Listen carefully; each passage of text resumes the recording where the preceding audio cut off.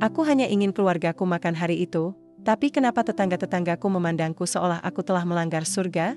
Udara subuh masih dingin saat aku membuka pintu belakang rumah yang langsung menghadap ke gang sempit. Aroma embun dan sisa hujan semalam masih melekat di udara. Lampu jalanan yang redup menjadi satu-satunya penerang saat aku mendorong gerobak sayur perlahan, berusaha tidak menimbulkan suara keras agar anak-anakku tetap tertidur lelap. Aku menarik napas dalam-dalam. Bau kayu basah dan karung sayuran bercampur jadi satu. Tanganku yang mulai kapalan menggenggam erat gagang gerobak yang sudah mulai karatan. Suamiku, Raffi, biasanya ikut membantu, tapi pagi ini dia tertidur lebih lama. Semalam dia begadang mencari lowongan pekerjaan lewat ponsel tua kami yang sering ngadat. Aku tidak tega membangunkannya. Langkahku belum jauh ketika bisikan-bisikan itu mulai terdengar. Itu tuh istrinya Raffi. Kerjaannya muter kampung, suaminya malah enak-enakan tidur di rumah. Perempuan kok keluyuran pagi-pagi? Enggak malu ya? Carry duit sendiri? Mana katanya Muslimah, aku pura-pura tidak mendengar. Tapi jantungku mencelus. Sakit. Apalagi saat suara itu berasal dari mulut Bu Surti, tetangga depan rumah yang dulu pernah pinjam beras dariku. Kupalingkan wajah ke sisi lain, berusaha tetap tersenyum meski bibirku kaku. Aku sudah terbiasa. Tapi, tetap saja, setiap kali kata-kata seperti itu mampir ke telinga, hatiku terasa seperti diiris-iris. Bukan karena aku tak kuat, tapi karena mereka tak tahu apa yang sebenarnya terjadi. Mereka tak tahu betapa aku berjuang menyambung hidup kami sekeluarga sejak Raffi di PHK 2 bulan lalu. Pabrik tempatnya bekerja bangkrut, dan sejak itu, tak ada satupun panggilan kerja yang datang.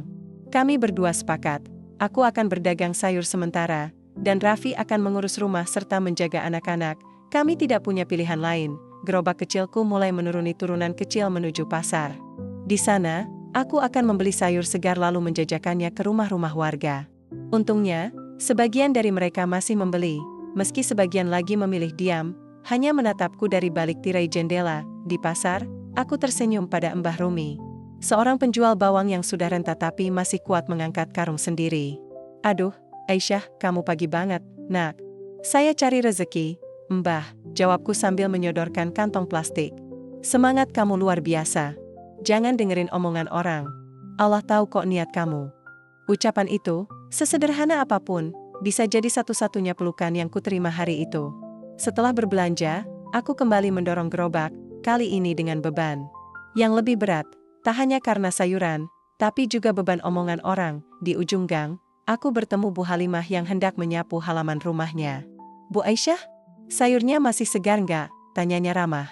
Segar, Bu. Baru dari pasar semua. Ia membeli beberapa ikat kangkung dan seplastik tempe. Aku tahu, tidak semua tetangga jahat.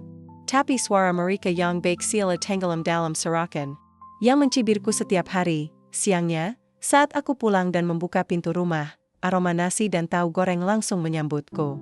Raffi sedang duduk di lantai sambil menyuapi anak kami, Faiz, yang tertawa-tawa mendengar cerita lucu ayahnya.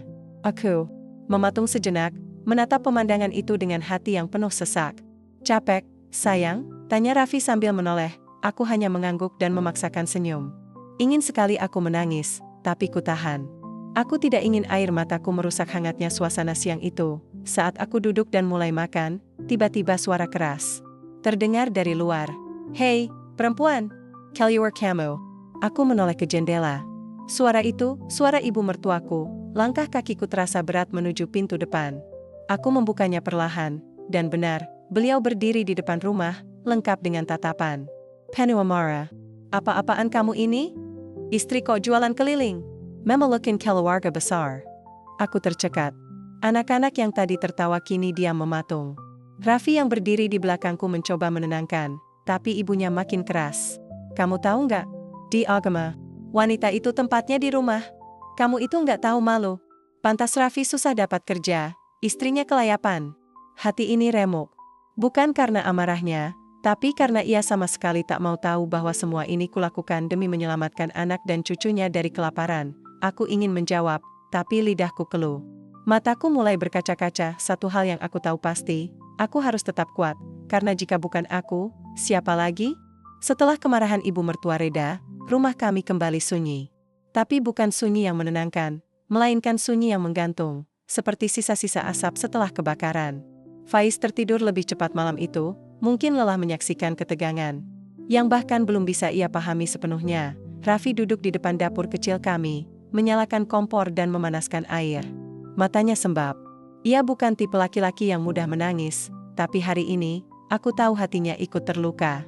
Bukan hanya karena ibunya menghina istrinya, tapi karena ia tak bisa berbuat banyak. Ia merasa gagal sebagai kepala rumah tangga. Aku duduk di sebelahnya, diam. Hanya suara air mendidih yang menemani kami. Maaf, Yah, suaraku pelan, nyaris tak terdengar. Raffi menoleh. Kenapa kamu minta maaf? Mungkin kalau aku nggak jualan keliling, ibu nggak akan semarah itu. Mungkin aku bisa cari cara lain buat bantu, yang lebih layak di mata mereka. Dia menghela napas lama, lalu menggenggam tanganku yang kedinginan. Yang kamu lakukan, itu bukan aib, Asia. Justru kamu menyelamatkan kita semua. Aku yang seharusnya minta maaf, karena belum bisa membalas perjuanganmu. Aku menggeleng cepat. Kamu udah berusaha, Mas. Aku tahu kamu nggak tinggal diam. Kamu tetap bantu aku, bantu anak-anak, dan selalu ada saat aku butuh. Itu cukup. Kami saling diam. Tapi dalam diam itu, ada kekuatan yang tumbuh perlahan. Kami mungkin tidak punya banyak uang, tapi kami punya satu sama lain. Esoknya, aku kembali ke pasar. Gerobakku kini sedikit lebih rapi setelah Raffi mengecat ulang sisi kayunya dengan cat sisa dari pagar rumah tetangga. Warnanya memang tidak merata, tapi bagiku itu seperti semangat baru. Di pasar, aku bertemu lagi dengan Mbah Rumi. Loh, Aisyah, kamu kok kelihatan lebih cerah pagi ini? Aku tersenyum. Saya belajar nerima, Mbah. Hidup memang gak mudah, tapi saya gak sendiri. Mbah Rumi menepuk pundakku, lalu memberiku bonus seikat daun bawang. Di sepanjang perjalanan menjajakan sayur, aku mencoba menata ulang cara berpikirku. Dulu, setiap kali mendengar orang berbisik di belakang, aku merasa seolah dunia memusuhiku. Tapi sekarang, aku mencoba mengubah bisikan itu jadi doa. Semoga Allah buka hati mereka. Namun, tidak semua orang mudah berubah. Hari itu, aku singgah di rumah Bu Surti yang sempat melontarkan hinaan beberapa hari lalu. Aku tahu dia pelanggan tetap, dan anehnya, dia masih membeli dariku walau jelas-jelas mencibir. Kangkungnya segar, Aisyah? Tanyanya dengan nada datar. Segar, Bu. Baru ambil subuh tadi. Dia mengambil 2 ikat, tapi sebelum membayar, ia berbisik pelan. Kamu tuh cantik, sayang kalau harus ngider kayak gini tiap hari. Kenapa nggak jadi pembantu rumah tangga aja? Lebih terhormat, loh. Aku tersenyum tipis. Maaf, Bu. Buat saya, selama halal dan saya nggak ninggalin kewajiban di rumah, insya Allah semua pekerjaan itu terhormat. Ia mendengus pelan dan masuk tanpa membalas. Aku melanjutkan langkahku dengan kepala tegak. Malam harinya, saat aku sedang mencuci beras untuk besok pagi, Raffi duduk di dekat jendela sambil membuka buku catatan kecil.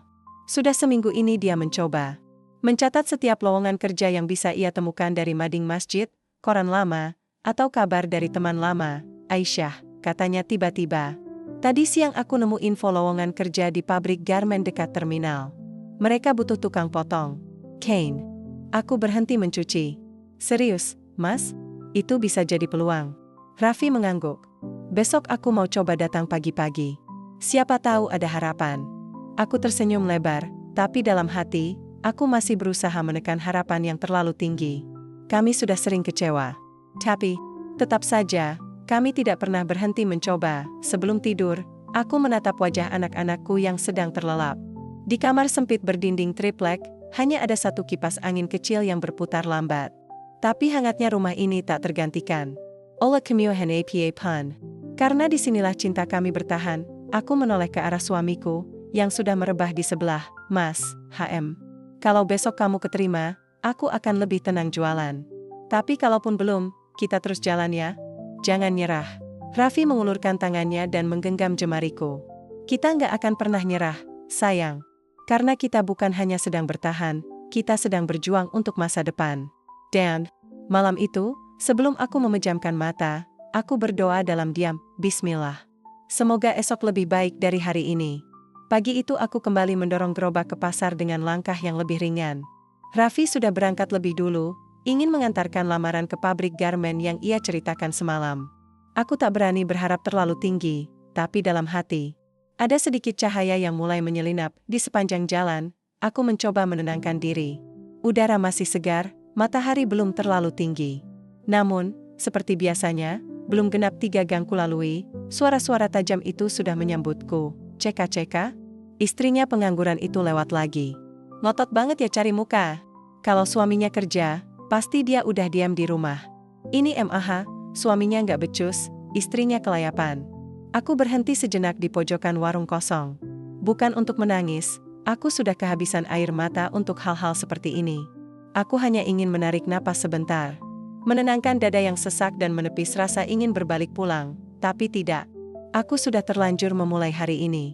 Dan aku harus menuntaskannya. Siangnya, setelah semua sayur hampir habis dan aku tinggal menyisakan beberapa ikat bayam, aku pulang sambil menenteng 2 bungkus nasi padang murah. Satuan tak Raffi. Kupikir, kalau dia pulang dalam keadaan lelah dan lapar, nasi hangat itu akan cukup menghibur. Namun, begitu aku tiba di depan rumah, langkahku terhenti. Ada motor metik putih parkir di depan pagar bambu. Di jok belakangnya, tersampir tas kulit milik ibu mertuaku. Dan benar saja, beliau ada di dalam rumah. Suaranya terdengar lantang hingga keluar. Aku mendorong pintu perlahan dan mendapati beliau sedang duduk di ruang tengah, bersama 3 tetangga, Bu Surti, Bu Erna, dan satu lagi, aku tak kenal namanya. Mereka duduk melingkar, memegang gelas teh dan piring keripik. Iya, saya tuh malu sebenarnya punya menantu perempuan kayak gitu, suara ibu mertuaku meninggi. Katanya wanita muslimah, tapi tiap hari keluyuran dorong gerobak. Orang-orang jadi mikir, ini perempuan punya suami nggak sih? Suara mereka meledak tertawa. Aku berdiri mematung, tubuhku dingin, tanganku gemetar. Masya Allah, Bu Hajah. Saya juga bilang gitu ke suami saya. Katanya kerja bantu keluarga, tapi keliling pasar tuh nggak pantas. Malu-maluin, timpal Bu Surti, membuat tawanya makin keras. Aku tak tahan lagi. Perlahan aku masuk ke dalam. Permisi. Suaraku terdengar serak, mereka semua menoleh, dan seketika suasana menjadi canggung. Ibu mertuaku bangkit dan menghampiriku dengan wajah tegang. Ngapain kamu pulang jam segini? Tanyanya dengan nada tak bersahabat. Ninggalin anakmu di rumah sendirian? Itu bukan tanggung jawab istri yang baik. Aku mengatupkan bibir. Faiz sedang bermain di rumah Bu Ririn, tetangga sebelah yang sering kujadikan titipan kalau aku sedang berjualan. Aku selalu memastikan dia dalam keadaan aman, Faiz. Dititip di rumah Bu Ririn, Bu. Saya baru selesai jualan. Jualan? Jualan itu kamu banggakan? Apa kamu pikir kamu lebih mulia dari perempuan lain karena kamu bawa uang ke rumah? Ha! Suaranya menusuk telinga. Aku menunduk, menahan emosi yang sudah di ujung tenggorokan. Aku tahu, membantah hanya akan membuat segalanya lebih buruk. Bukan begitu, Bu? Saya cuma apa? Suamimu nggak kerja. Kamu yang keluyuran. Kamu pikir keluarga besar kami bangga? Tidak, Aisyah. Kami malu. Kata, malu, itu seperti cambuk. Ucapan itu bukan hanya ditujukan padaku, tapi juga pada Raffi. Lelaki yang selama ini diam-diam memeluk semua beban dalam kepalanya, hanya agar aku bisa tetap tersenyum saat malam tiba, dan aku tahu, jika Raffi mendengar ini, dia akan lebih hancur dariku. Maafkan saya, Bu, kataku akhirnya dengan suara tertahan. Saya tidak berniat mempermalukan siapapun. Saya hanya ingin anak-anak. Saya makan. Hening sejenak. Lalu tawa kecil terdengar lagi, seperti mereka menganggap ucapanku lucu. Bu Erna menepuk lututnya. Ya Allah, Aisyah. Zaman sekarang tuh banyak cara nyari duit. Kalau memang pengen bantu suami, ya kerja yang pantas. Di rumah, buka jahitan kek. Bikin kue kek, aku menelan ludah. Saya nggak bisa menjahit, Bu, belajar. Jangan cuma modal nekat, potong ibu mertuaku, tajam. Saat itulah pintu terbuka, Raffi berdiri di ambang pintu. Wajahnya kusut, bajunya sedikit kusam karena debut jalanan. Tapi mata itu, mata suamiku, penuh luka. Ia pasti sudah mendengar segalanya dari luar. Semua orang terdiam. Raffi masak perlahan. Ia menatap ibunya, lalu menatapku. Matanya berair, tapi rahangnya mengeras. Bu, cukup. Jangan hina istri saya lagi. Semua yang Aisyah lakukan itu atas izin saya. Kami sepakat, karena saya belum dapat kerja, dia bantu dulu. Kami sedang berusaha bertahan, Bu. Tapi kalau ibu anggap semua ini aib, mungkin ibu yang harus lebih banyak belajar tentang Islam. Ibu mertuaku memucat, Raffi, saya anak ibu. Tapi saya juga suami dari Aisyah. Saya tidak akan diam jika istri saya dipermalukan seperti ini, di depan tetangga, di dalam rumah kami sendiri. Suasana benar-benar tegang. tak ada yang berani bicara. Akhirnya, Bu Surti dan dua tamu lainnya buru-buru pamit. Dengan wajah tak nyaman, ibu mertuaku hanya diam, lalu mengambil tasnya dan berjalan keluar tanpa sepatah kata pun. Saat pintu tertutup, aku jatuh terduduk, air mata yang kutahan sejak tadi akhirnya tumpah juga.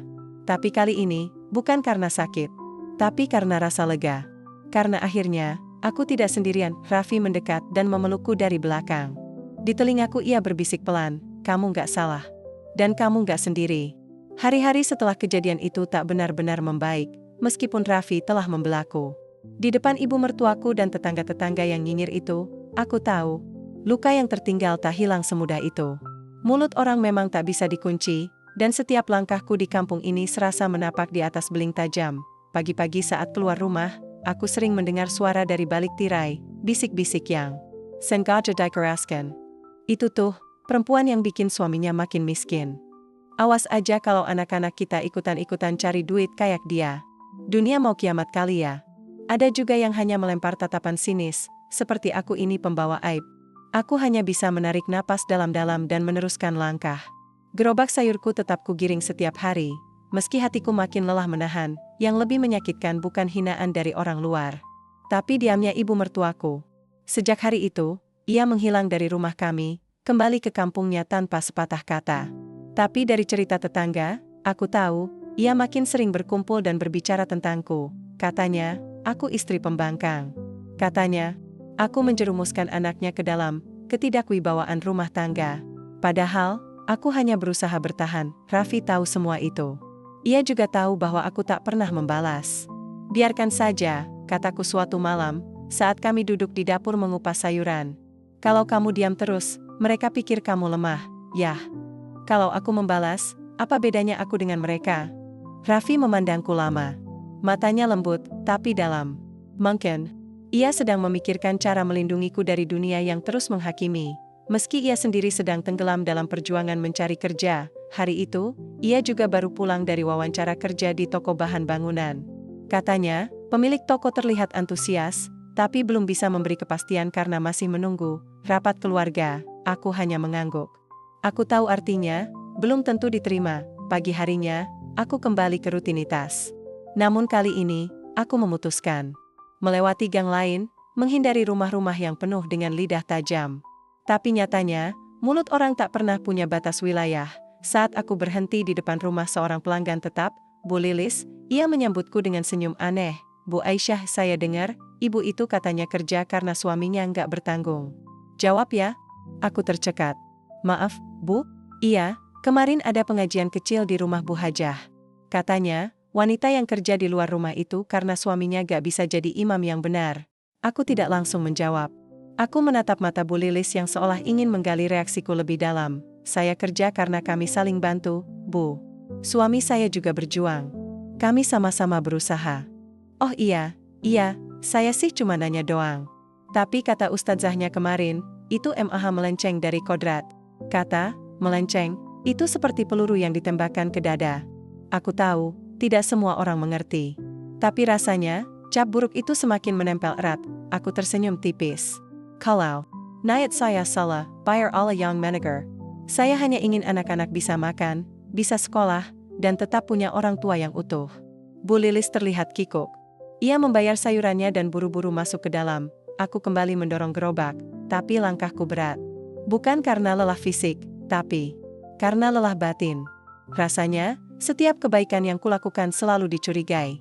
Seolah tidak ada tempat bagi wanita seperti aku untuk disebut benar. Malam harinya, aku duduk sendiri di dapur setelah semua pekerjaan rumah selesai. Raffi masih di luar, menemani Faiz yang tak bisa tidur karena pilek. Aku membuka mushaf kecil warisan almarhumah ibuku. 1 halaman, 2 halaman, air mataku mulai mengalir. Rasanya seperti berbicara langsung kepada Allah lewat ayat-ayatnya. "Ya Allah, aku tahu aku bukan istri yang sempurna. Tapi aku ingin menjadi yang terbaik semampuku. Jika aku salah, bimbing aku. Tapi jika aku benar, kuatkan aku." Tiba-tiba, ponsel butut kami bergetar pelan. Aku membuka pesan yang masuk. Dari Kak Reni, adik Raffi, Teh Aisyah, aku habis dengar dari ibu. Katanya Teh Aisyah saka lawan-lawan ibu? Itu benar? Aku sedih banget kalau sampai gitu. Hatiku kembali remuk. Bahkan orang yang tidak melihat langsung pun ikut menyudutkanku. Aku mengetik balasan pelan-pelan. Aku nggak pernah melawan, Ren. Aku hanya diam.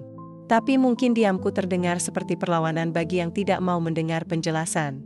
Sudah 3 hari berlalu sejak pengajian besar itu.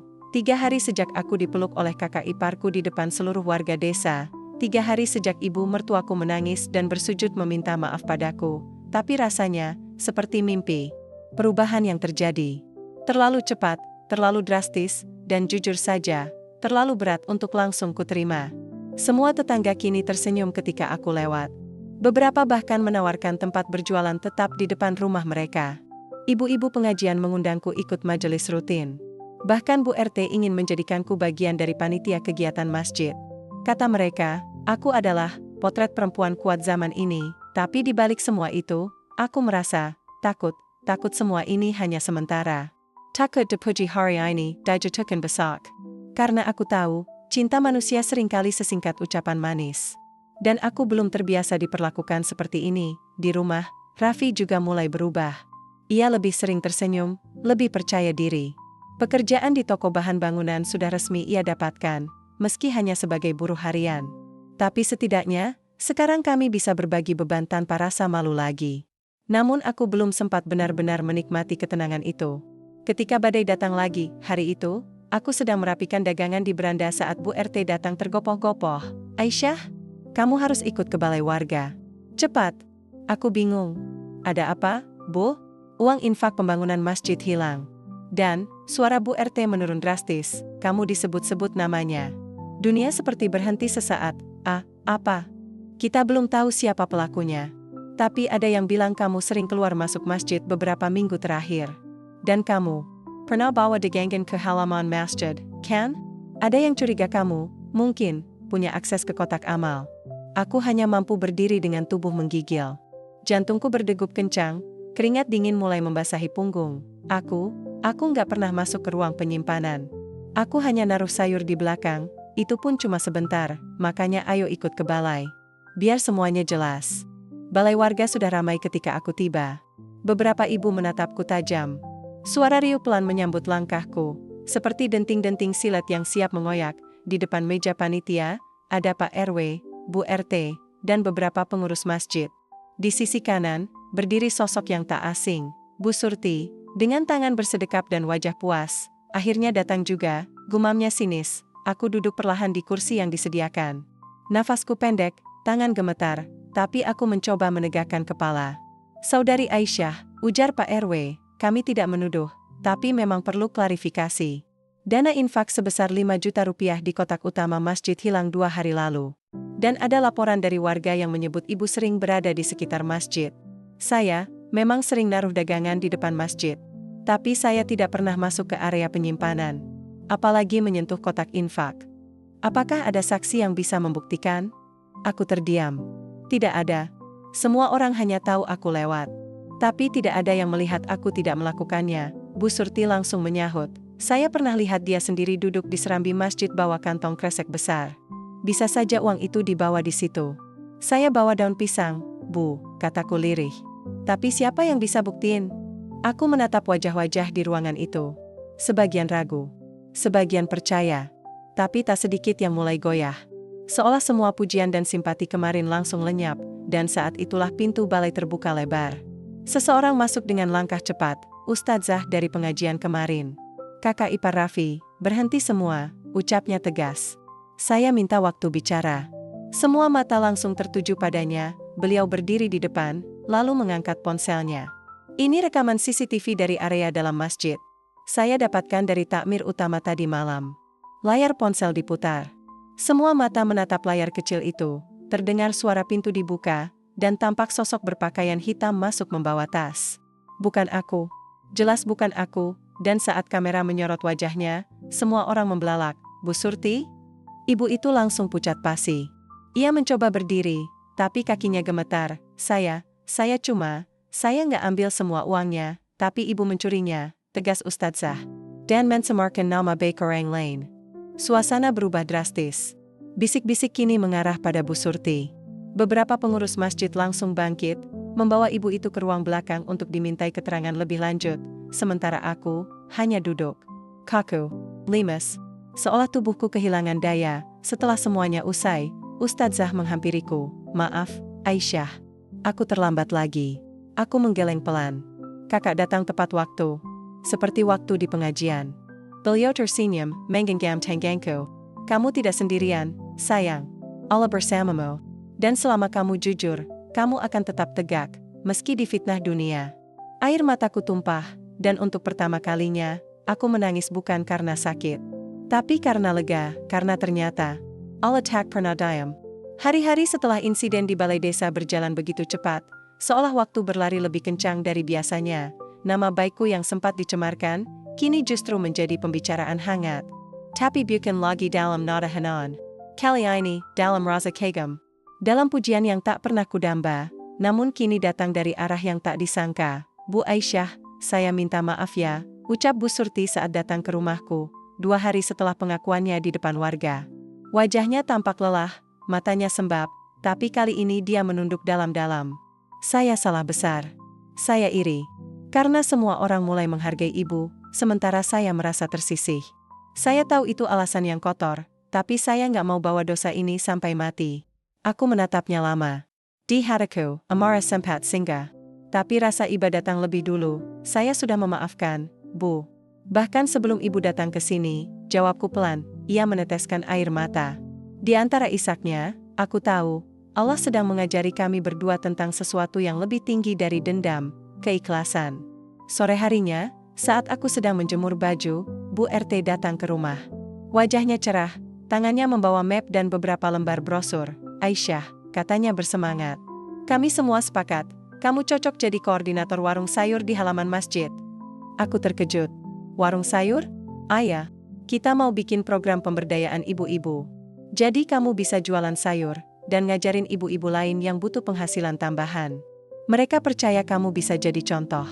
Lagi pula, kamu kan sudah terbukti amanah. Lidahku keluh. Aku hanya mampu tersenyum sambil menahan air mata yang hampir tumpah. Tapi, saya ini cuma pedagang keliling biasa, Bu. Justru itu. Kamu bukan siapa-siapa, tapi kamu bisa jadi seseorang karena kejujuran dan ketekunanmu. Itu yang dibutuhkan hari ini. Bukan gelar, tapi hati. Malamnya, aku menceritakan semuanya pada Raffi.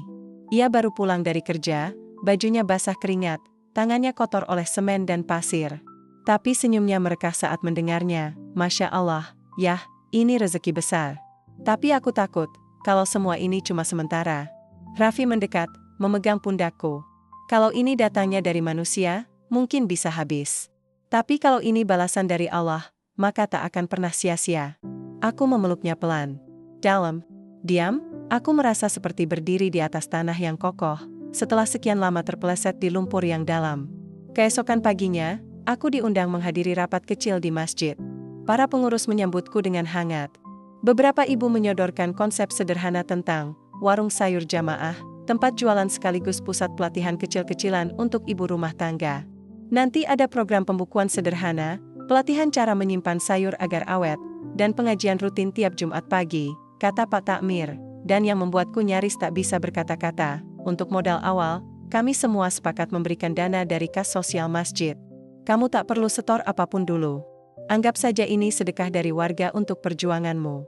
Mataku berkaca-kaca, dulu aku dikucilkan karena mendorong gerobak, hari ini, aku diberi tempat berdiri di halaman masjid.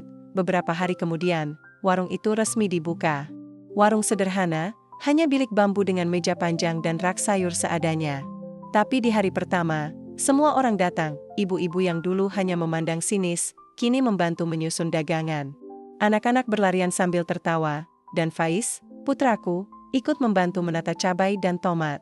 Yang lebih membuatku terharu, ibu mertuaku datang pagi-pagi membawa kantong plastik besar. Saya bantu bungkusin daun singkong, katanya pelan. Aku tersenyum, mengangguk. Silakan, Bu.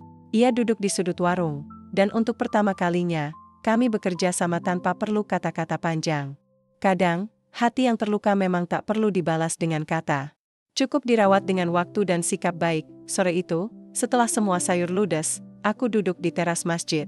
Angin sore mengusap wajahku, dan azan maghrib menggema dari pengeras suara.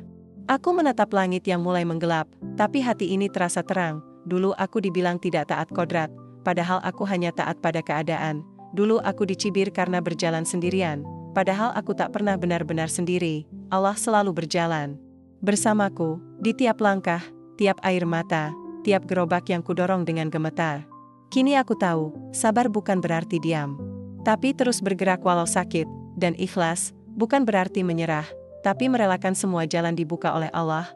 Meski lewat luka hari ini, langit membukakan satu pintu untukku, dan aku akan melangkah masuk, dengan kepala tegak, dan hati yang lapang. 3 bulan telah berlalu sejak warung sayur jamaah berdiri di halaman masjid. Waktu berjalan begitu cepat, tapi hatiku tetap belajar melambat. Menikmati setiap detik dengan syukur, karena setiap hari terasa seperti hadiah yang tak pernah kupinta. Tapi kini memiliki warung kami kini bukan sekadar tempat jualan. Ia telah menjadi ruang kehidupan. Tempat ibu-ibu berkumpul, bercanda, belajar, dan saling menguatkan. Aku tidak lagi sendiri mendorong gerobak. Kini aku bersama 8 ibu rumah tangga yang dulu sempat mencibirku, yang dulu bahkan enggan menyapaku. Di jalan, kini mereka duduk di sampingku setiap pagi, mengupas sayur sambil bertukar cerita tentang anak, suami, dan impian kecil yang dulu hampir padam. Dan yang lebih mengejutkan, usahaku dilirik oleh koperasi desa.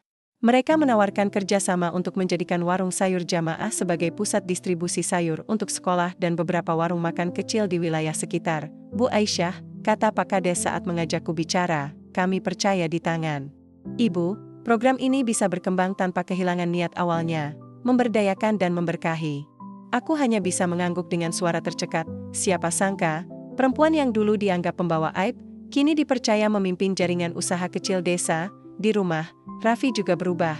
Ia kini bekerja tetap sebagai koordinator logistik di toko bahan bangunan tempat ia dulu hanya menjadi buruh harian.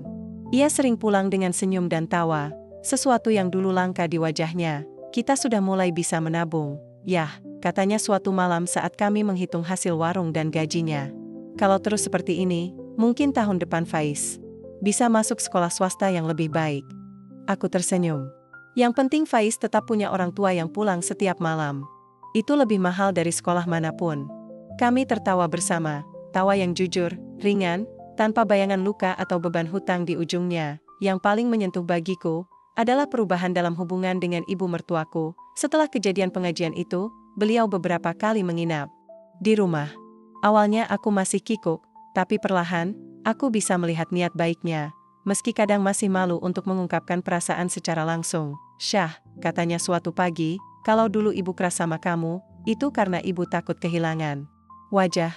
Takut dinilai gagal mendidik anak.